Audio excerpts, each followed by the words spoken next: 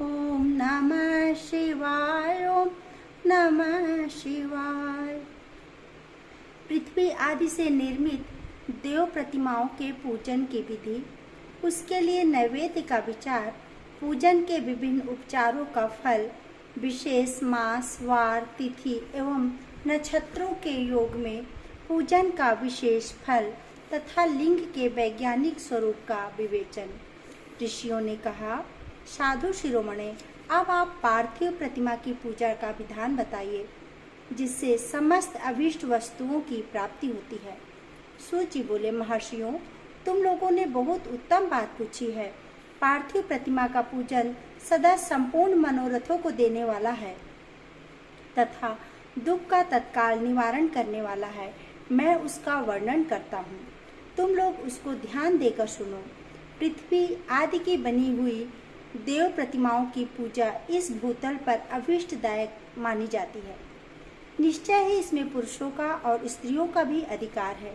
नदी, पोखरे अथवा कुएं में प्रवेश करके पानी के भीतर से मिट्टी ले आएं, फिर गंध चूर्ण के द्वारा उसका संशोधन करें और शुद्ध मंडप में रखकर उसे महीन पीसे और साने।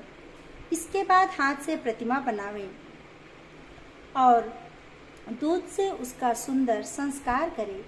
उस प्रतिमा में अंग प्रत्यंग अच्छी तरह प्रकट हुए हो तथा वह सब प्रकार के अस्त्र शस्त्रों से संपन्न बनाई गई हो। तदंतर उसे पद्मासन पर स्थापित करके आदर पूर्वक उसका पूजन करें। गणेश, सूर्य, विष्णु, दुर्गा और शिव की प्रतिमा का, शिव का एवं शिवलिंग का द्विज को सदा पूजन करना चाहिए। षोडशोपचार पूजन जनित फल की सिद्धि के लिए 16 उपचारों द्वारा पूजन करना चाहिए। पुष्प से प्रोक्षण और मंत्र पाठ पूर्वक अभिषेक करें। अघनी के चावल से नैवेद्य तैयार करें। सारा नैवेद्य एक कुंडव लगभग पाव भर होना चाहिए। घर में पार्थिव पूजन के लिए एक कुंडव और बाहर किसी मनुष्य द्वारा स्थापित शिवलिंग के लिए पूजन के लिए एक प्रस्थ यानी सेर भर नैवेद्य तैयार करना आवश्यक है। ऐसा जानना चाहिए, देवताओं द्वारा स्थापित शिवलिंग के लिए 3 सेर नैवेद्य अर्पित करना उचित है और स्वयं प्रकट हुए स्वयंभू लिंग के लिए 5 सेर। ऐसा करने पर पूर्ण फल की प्राप्ति समझनी चाहिए। इस प्रकार 17 बार पूजन करने से द्विज सतलोक को प्राप्त कर लेता है।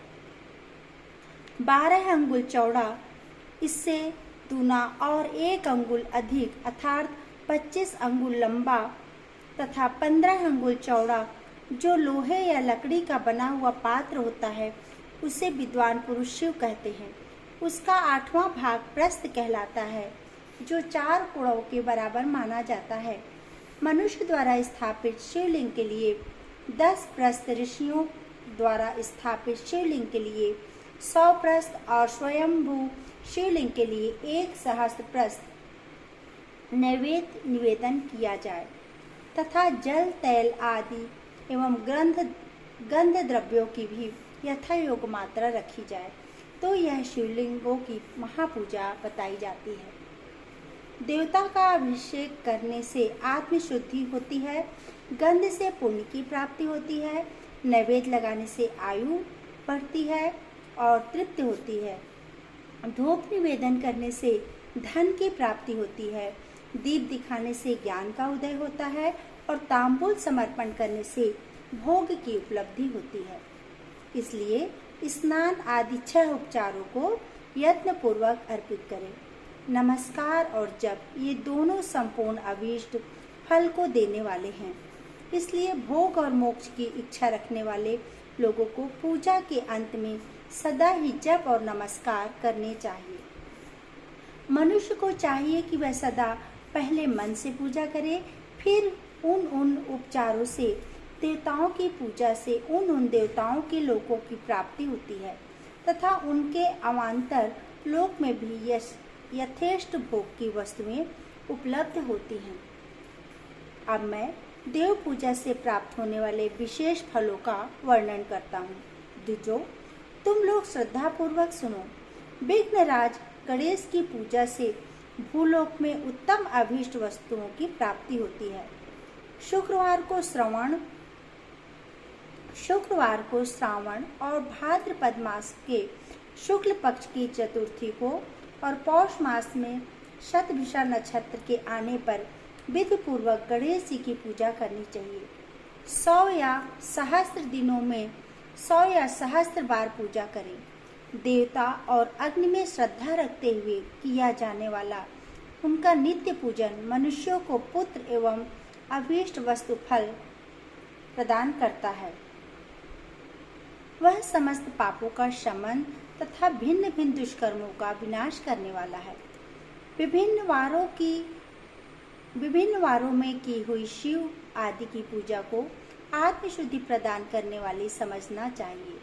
वार या दिन, तिथि, नक्षत्र और योगों का आधार है।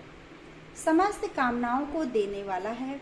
उसमें वृद्धि और क्षय नहीं होता, इसलिए उसे संपूर्ण ब्रह्म स्वरूप मानना चाहिए। सूर्योदय काल से लेकर सूर्योदय काल आने तक एक वार की स्थिति मानी जाती है, जो ब्राह्मण आदि सभी वर्णों के कर्मों का आधार है। विहित तिथि के पूर्व भाग में की हुई देव पूजा मनुष्यों को पूर्ण भोग प्रदान करने वाली होती है। यदि मध्याह्न के बाद तिथि का आरंभ होता है तो रात्रि युक्त तिथि का पूर्व भाग पितरों के लिए श्राद्धादि कर्म के लिए उत्तम बताया जाता है।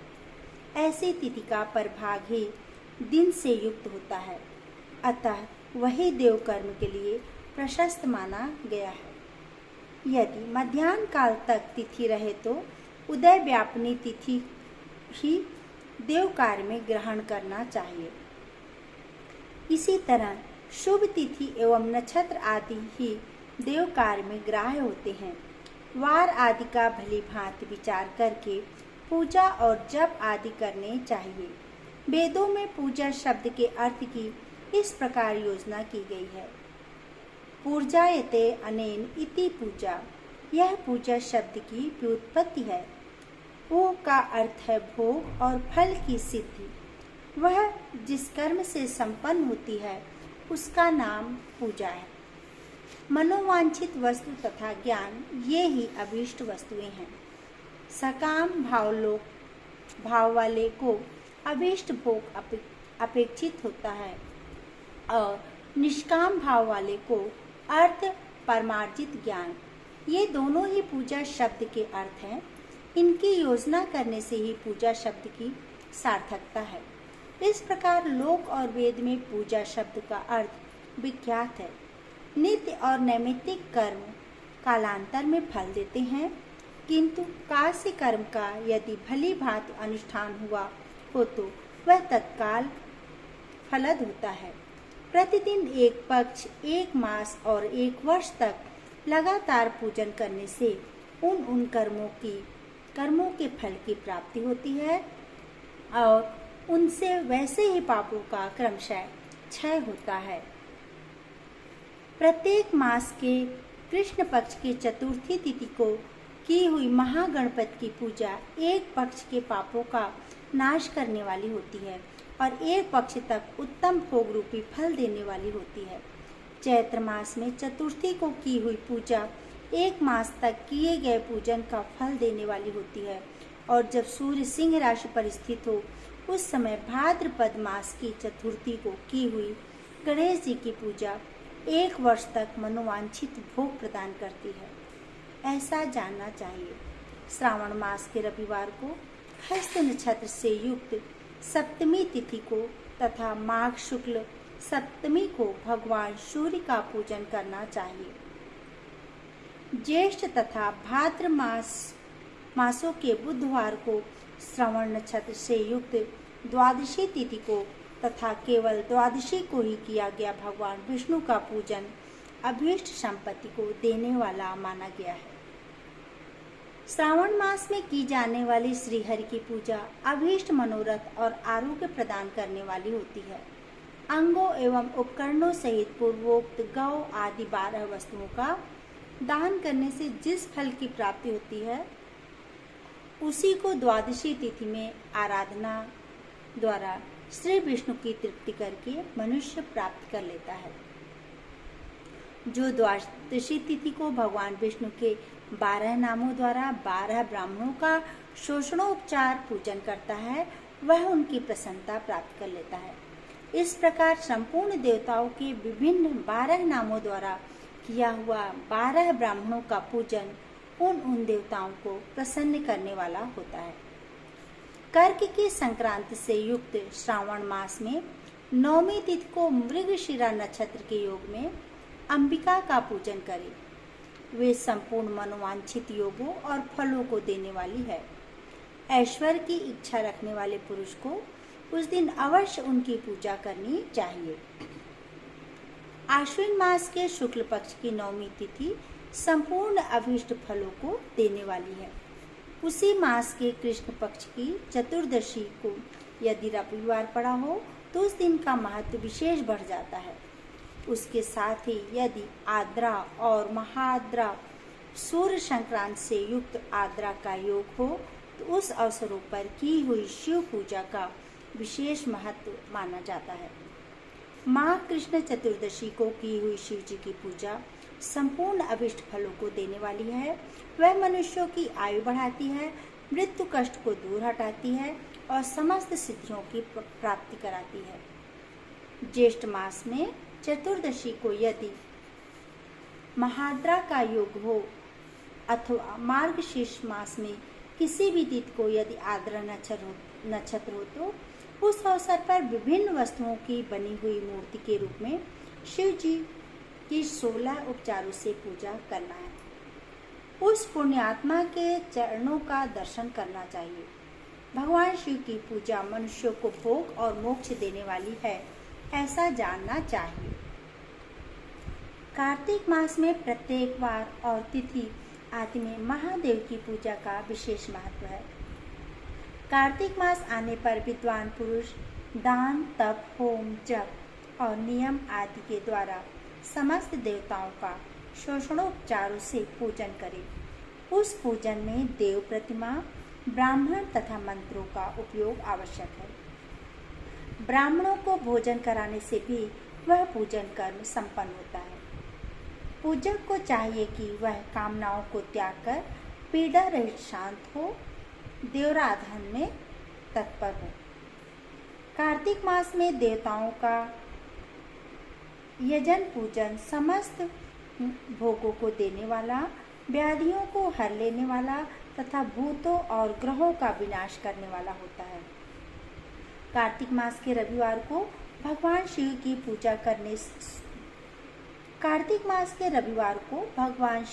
पूजा करने तेल और सूती वस्त्र देने से मनुष्यों के कोढ़ रोग का नाश होता है।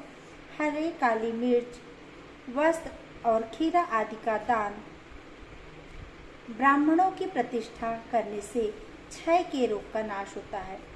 दीप और सरसों के दान से मिर्गी का रोग मिट जाता है। कृतिका नक्षत्र से युक्त सोमवार को किया हुआ शिव जी का पूजन मनुष्यों के महान दारिद्र्य को मिटाने वाला और संपूर्ण संपत्तियों को देने वाला है। घर की आवश्यक सामग्रियों के साथ गृह और क्षेत्र आदि का दान करने से भी उस फल की प्राप्ति होती है। कृतिका युक्त मंगलवारों को श्री स्कंद का पूजन करने से तथा दीपक एवं घंटा आदि का दान करने से मनुष्य को शीघ्र ही वाक सिद्धि प्राप्त हो जाती है। उनके मुख से निकली हुई हर एक बात सत्य होती है। कृतिका युक्त बुधवारों को किया हुआ श्री विष्णु का यजन तथा दही भात का दान मनुष्यों को उत्तम संतान की प्राप्ति कराने वाला होता है। कृतिका युक्त गुरुवारों को धन से ब्रह्मा जी का पूजन तथा मधु, सोना और घी का दान करने से मनुष्यों के भोग वैभव की वृद्धि होती है।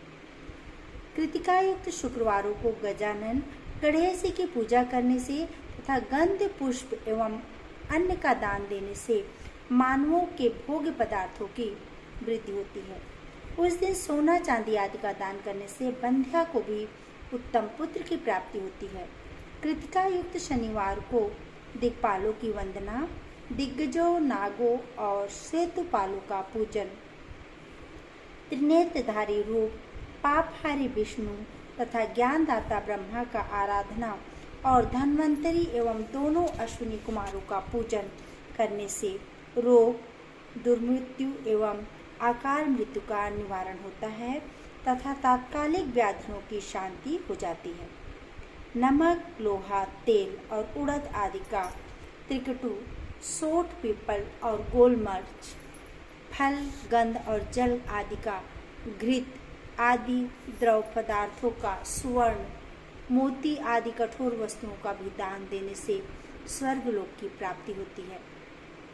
इनमें से नमक आदि का मान कम से कम 1 प्रस्त्र अर्थात 1 सेर होना चाहिए तथा सुवर्ण आदि का मान कम से कम 1 पर। धन की संक्रांति से युक्त पौष मास में उषः काल में शिव आदि समस्त देवताओं का पूजन क्रमशः समस्त सिद्धियों की प्राप्ति कराने वाला होता है। इस पूजन में अगहनी के चावल से तैयार किए गए हविष्य का नैवेद्य उत्तम बनाया जाता है। पौष मास में नाना प्रकार के अन्न का नैवेद्य विशेष महत्व रखता है। मार्गशीर्ष मास में केवल अन्न का दान करने से मनुष्य को ही संपूर्ण अभिष्ट फलों की प्राप्ति हो जाती है। मार्गशीर्ष मास में अन्न का दान करने वाले मनुष्य के सारे पाप नष्ट हो जाते हैं। वह अभिष्ट सिद्ध, आरोग्य, धर्म, वेद का सम्यक ज्ञान, उत्तम अनुष्ठान का फल, इहलोक और परलोक में महान भोग, अंत में सनातन योग अर्थात मोक्ष तथा वेदांत ज्ञान की सिद्धि प्राप्त कर लेता है। जो भोग की इच्छा रखने वाला है वह मनुष्य मार्गशीर्ष मास आने पर कम से कम 3 दिन उषा काल में अवश्य देवताओं का पूजन करे और पौष मास को पूजन से खाली ना जाने दे। उषा काल से लेकर संगव काल तक ही पौष मास में पूजन का विशेष महत्व है। पौष मास में पूरे महीने भर जितेंद्रिय और निराहार रहकर द्विज प्रातः काल से मध्याह्न काल तक वेद माता गायत्री का जप करे। तत्पश्चात रात को सोने के समय तक पंचाक्षर आदि मंत्रों का जप करे। ऐसा करने वाला ब्राह्मण ज्ञान पाकर शरीर छूटने के बाद मोक्ष को प्राप्त कर लेता है। द्विजेतर नर नारियों को त्रिकाल स्नान और पंचाक्षर मंत्र के ही निरंतर जप से विशुद्ध ज्ञान प्राप्त हो जाता है। इष्ट मंत्रों का सदा जप करने से बड़े पापों का भी नाश हो जाता है। सारा चराचर जगत बिंदु नाद स्वरूप है। बिंदु शक्ति है और नाद शिव है। इस तरह यह जगत शिव शक्ति स्वरूप ही है। नाद बिंदु का और बिंदु इस जगत का आधार है। ये बिंदु और नाद शक्ति और शिव है, संपूर्ण जगत के आधार रूप में स्थित है। बिंदु और नाद से युक्त सब कुछ शिव स्वरूप है, क्योंकि वही उनका आधार है। आधार में ही आधे का समावेश अथवा लय होता है। यही सरलीकरण है। इस सरलीकरण स्थिति में यही सकलीकरण है।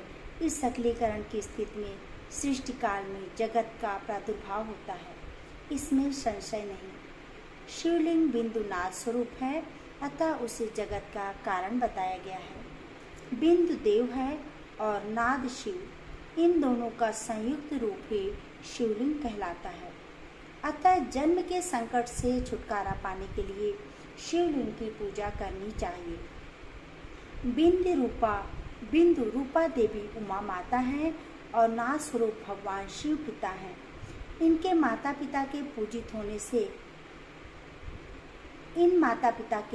होने से परमानंद की प्राप्ति होती है।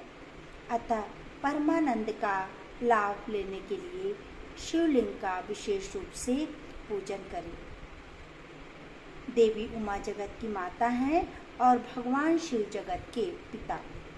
जो इनकी सेवा करता है उस पुत्र पर इन देव माता पिता की कृपा नित्य अधिकाधिक बढ़ती रहती है।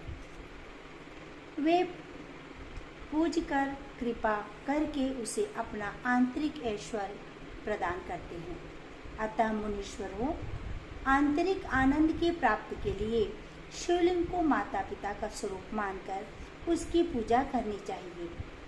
भर्ग अर्थात शिव पुरुष रूप है और भर्गा अर्थात शिवा अथवा शक्ति प्रकृति कहलाती है। अव्यक्त आंतरिक अधिष्ठान रूप गर्भ को पुरुष कहते हैं और सुव्यक्त आंतरिक अधिष्ठान भूत गर्भ को प्रकृति। पुरुष आदि गर्भ है, वह प्रकृति रूप गर्भ से युक्त होने के कारण गर्भवान है, क्योंकि वह प्रकृति का जनक है। प्रकृति में जो पुरुष का संयोग होता है, यही पुरुष से उसका प्रथम जन्म कहलाता है। अव्यक्त प्रकृति से महत्वादि के क्रम से जो जगत का व्यक्त होता है, यही उस प्रकृति का द्वितीय जन्म कहलाता है। जीव पुरुष से ही बारंबार जन्म और मृत्यु को प्राप्त होता है। माया द्वारा अन्य रूप से प्रकट किया जाना ही उसका जन्म कहलाता है। जीव का शरीर जन्म काल से ही जीर्ण 6 विकारों भाव विकारों से युक्त होने लगता है, इसलिए उसे जीव संज्ञा दी गई है। जो जन्म लेता और विविध पाशों द्वारा तनाव बंधन में पड़ता है, उसका नाम जीव है। जन्म और बंधन जीव शब्द का अर्थ ही है। अतः जन्म मृत्यु रूपी बंधन की निवृत्ति के लिए जन्म के अधिष्ठान भूत मातृ स्वरूप शिवलिंग का पूजन करना चाहिए। गाय का दूध, गाय का दही और गाय का घी, इन तीनों का पूजन के लिए शहद और शक्कर के साथ पृथक पृथक रखें। इन सबको मिलाकर सम्मिलित रूप से पंचामृत भी तैयार कर लें। इनके द्वारा शिवलिंग का अभिषेक एवं स्नान कराएं। फिर गाय के दूध और अन्न के मेल से नैवेद्य तैयार करके प्रणव मंत्र से उच्चारण पूर्वक उसे भगवान शिव को अर्पित करें। संपूर्ण प्रणव को ध्वनि लिंग कहते हैं। स्वयंभू लिंग नाद स्वरूप होने के कारण नादलिंग कहलाता है। यत्र या अर्धा बिंदु स्वरूप होने के कारण बिंदु लिंग के रूप में विख्यात है। उसमें अचल रूप से प्रतिष्ठित जो शिव हैं, वह मकार स्वरूप हैं, इसलिए मकार लिंग कहलाता है। सवारी निकलने आदि के लिए जो चरलिंग होता है, वह उकार स्वरूप होने से उकार लिंग कहलाता है।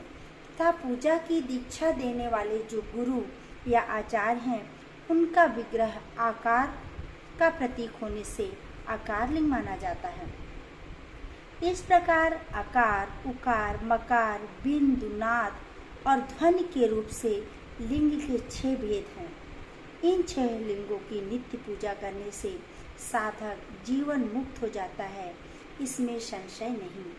ओम नमः शिवाय, ओम नमः शिवाय, ओम नमः शिवाय, ओम नमः शिवाय, ओम नमः शिवाय, ओम नमः शिवाय, ओम नमः शिवाय, ओम नमः शिवाय।